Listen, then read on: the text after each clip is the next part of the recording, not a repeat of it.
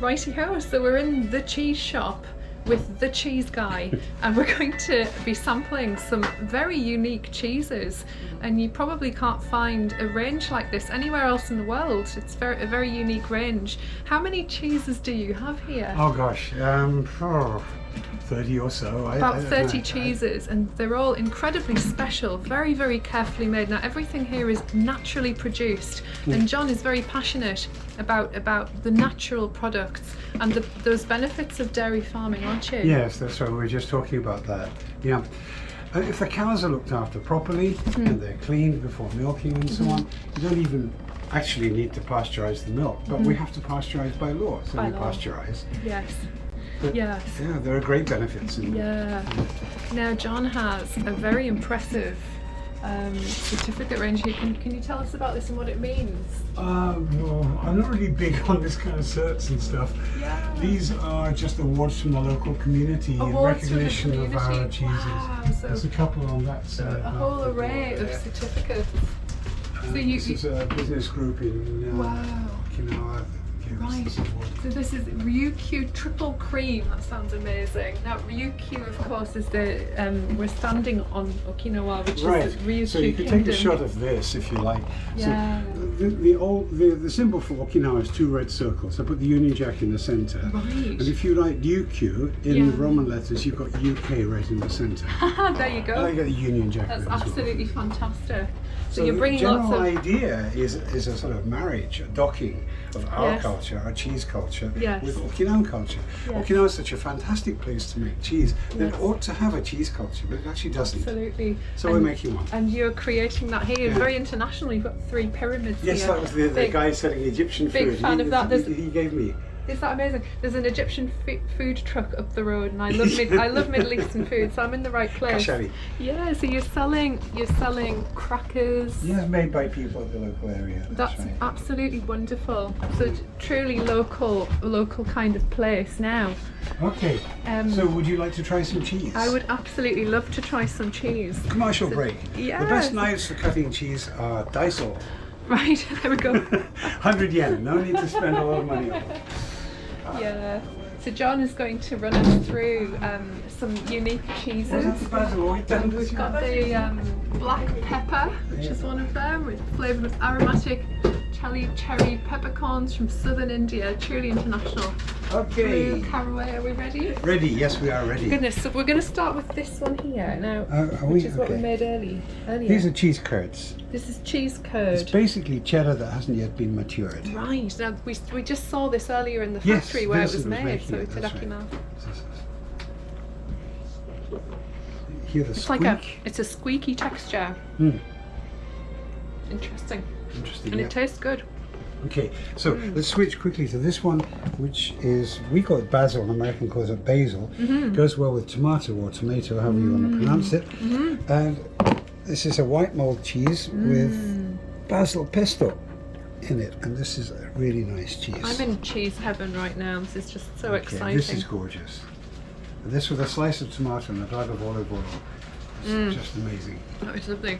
It has a very Mediterranean taste to it. Yeah, well again, you've got the same kind of climate as the Mediterranean here, which is why it's a good place to make cheese. Now, one of the cheeses that we looked at in the factory just now was mellow yellow, and I said that it's got a ash on the outside, and there's some edible ash on the inside as well, and a white mold that grows on the outside. So, what's this cheese called? Mellow yellow. Mellow yellow. Nothing to do with Donovan. If you know who that is. Different generation. Mellow yellow. Yeah, we saw this one in the fridge. Yeah, that's right. And this is one of the healthier cheeses. Yes, because the edible ash is from bamboo, and that's good for your digestion. It's very lovely, that. Yes. Okay. Now, this is probably my favourite. It's a stracchino. The pink is Himalayan pink salt. Right. And this cheese, naturally, it's actually the old name for gorgonzola, which you probably know gorgonzola, right? The blue cheese, is stracchino di gorgonzola. It's shortened to gorgonzola. It's the same cheese as this, and it develops naturally, this blue mold. Right, right. And stracchino is usually eaten fresh, like feta, which it looks like feta. Yeah. And gorgonzola is put in a mold and they mature it for longer. Yeah. Try that. That is a lovely cheese. Bit salty. Lovely. The texture, Yes. especially. Yeah, it's like a ripe brie or something. It is. Melts. It is a right brie, yes. It's very good, of course, on a sandwich or a nice piece of bread. Yes. So on. Yeah, kind of thinly spread. Yep, perfect. Another soft one, Italian style cheese is taleggio, which is very, very good too. Look at that. Wow. Absolutely fresh. Very fresh, yes. Now we need a little bit of salt in this because it's sort of, I think it's under salted. Yeah. So why don't we put some? So a quick question, John, how much cheese do you eat on a daily basis? do you ever get tired of it? No. Because No, I don't. there's so much variety, I suppose that's what keeps it exciting. Well, you. for Japanese people, I explain it like this. For us, for Europeans, being without cheese, it's kind of like a Japanese person being without soy sauce or Rice. miso or rice. Yeah, it's a staple. Oh, that is lovely. The Taleggio. texture is very varied with that one. Yes, each one is different.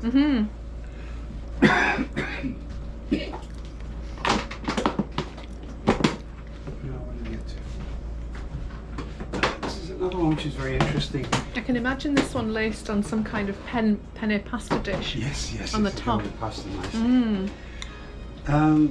What's that? So, friends of ours make awamori in the Right. north of Okinawa. The alcohol for anyone who hasn't been to Japan. That's right. And these are Jack Daniels barrels. They keep the awamori in these. And then when the barrels get old and leaky, we get the wood, crunch it up, and smoke cheese with it. Wow. They smoke the cheese with it. Oak, Oak cheese. parts of oak. Wow. You can smell it, I think, can't you? I can smell that. Smell that. Oh, Smoked that is cheese. wonderful. What's this one called? Kohaku, Ko. which means amber. Kohaku means amber in Japanese because that's the colour of amber colour. Oh, that is just lovely. I can taste the fire.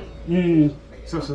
Melted onto a burger or melted onto chicken breast or something. It's just absolutely perfect. Kind of takes you to another place when it's at the aromatic. So.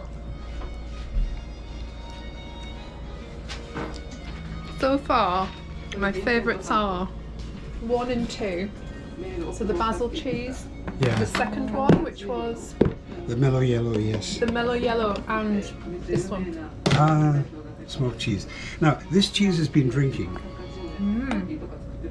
So, oh, there's a nice little piece. Yeah. So this is Can I get that? a total invention of ours. The cheese Right. itself and marinating it in awamori, the local liquor.